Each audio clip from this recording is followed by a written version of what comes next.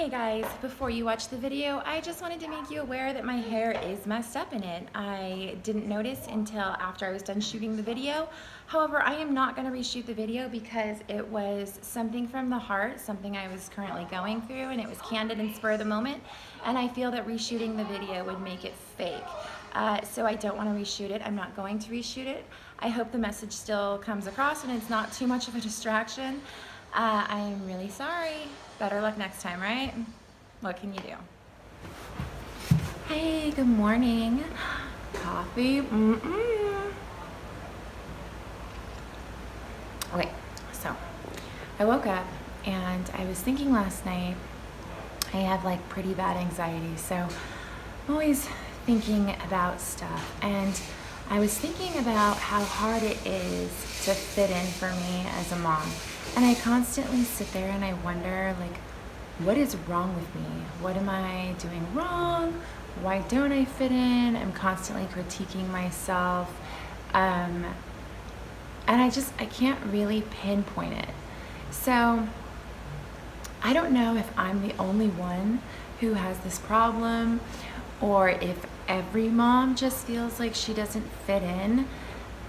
It's just no matter what I do, I feel like I'm on the outside looking in, and maybe I am. Maybe I am on the outside looking in, or maybe I'm not, and it's all in my head because I have such bad anxiety all the time. I get really stressed out in new situations. If someone calls me over to talk to me, I start sweating, and I think I put on a really good front. I think I cover it up pretty well. I generally like to have some sort of something, coffee or my phone or a baby in my arms to kind of like focus on, so I'm not so panicky. But just like a quick story, and this is just something that happened when we first, okay, so we live in Northern California now.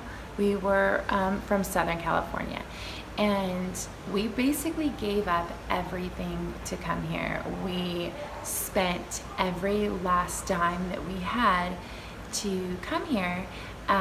So we basically left everything we had ever owned behind because we just knew that it was going to be a better opportunity for us and the kids and a better quality of life. So we strategized for a long time and we left everything behind. I mean, a whole lifetime of stuff we just left because it wouldn't fit in the truck and the U-Haul. So we just packed the U-Haul with everything that it could fit, basically the necessities. And we came to our new life, and as soon as we got here, my husband had to go drill oil. He drills oil, so he's gone half the time and here half the time. And I didn't have a car at that time because I didn't need one in Southern California. And we moved out into the mountains where everything is far. So you need a car, especially where we live. You have to have a car pretty much to get into town. So we packed up everything and we moved here. And I went into labor like 5 days after being here. I was pregnant. I was 9 months pregnant, obviously. And I went into labor and I had my son. We actually had to call my husband at 3 a.m. back from work. He had just left for work the night before, actually. And we had to call him back from work to come to the hospital. And he stayed with me and the baby for, I think it was 1 day, and went back to work. And I had a new baby, no car. I was in the middle of nowhere. It was winter, so it was very cold outside. It gets cold here.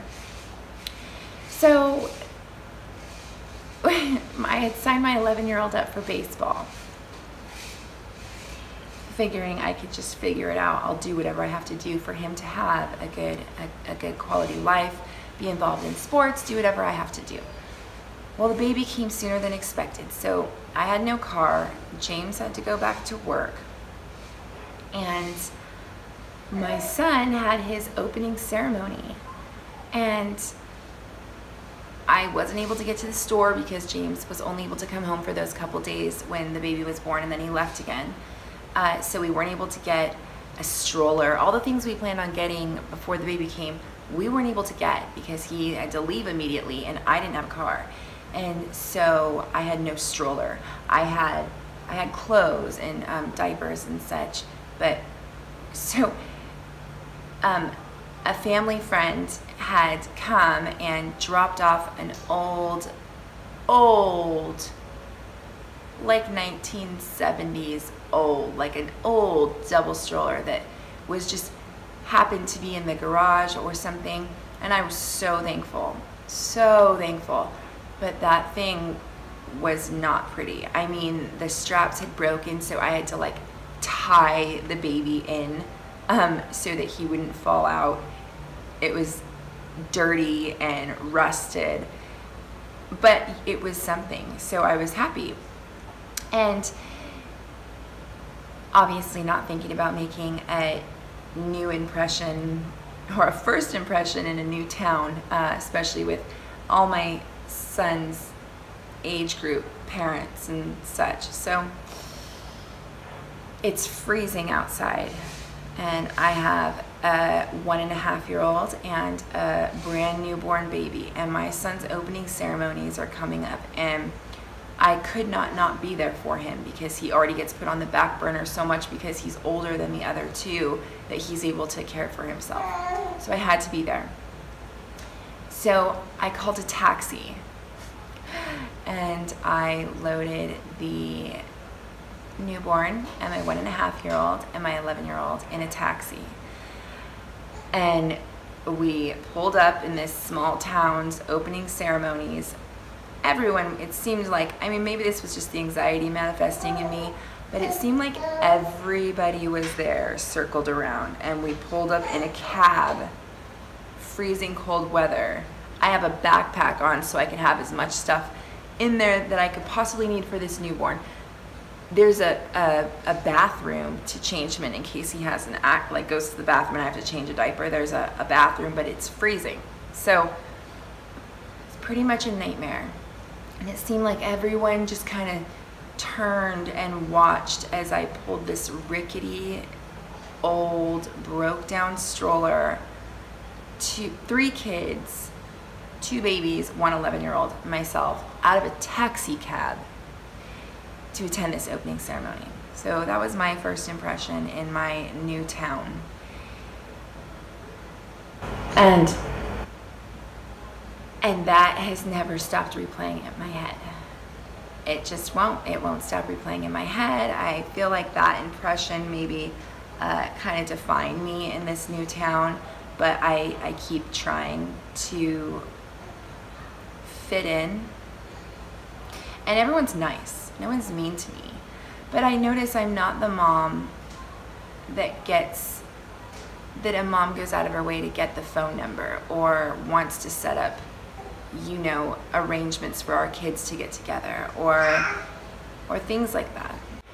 So I'm constantly wondering why. And I just am who I am. I'm really not into being fake. I know I have a kind of stupid voice that sounds the way it does. So I know that's kind of weird. People think I sound ditzy or unintelligent or I don't know. But I guess maybe growing up in Southern California, it's just the way I talk. So I'm not ditzy. Sometimes I can be, but I'm not generally, and I'm very smart. So I know that. And I because of my anxiety, I do come off standoffish, maybe bitchy, because I have, that.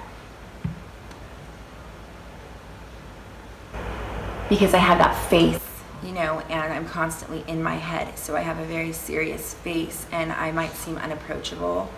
So I'm like, and that just makes my anxiety worse. I'm constantly in my head like, okay, Shannon, like, what can you do? Smile maybe, and I'm just trying to always think of how I can look more approachable. And when people get to know me when they take the time or get past that and they get to know me, they generally really like me, that's positive for me. I'm glad, but a lot of times people don't want to get to know me. So I have the people that I've known for a long time, or people I know through work, who end up liking me, and they always tell me, wow, I thought you were a completely different person when I met you.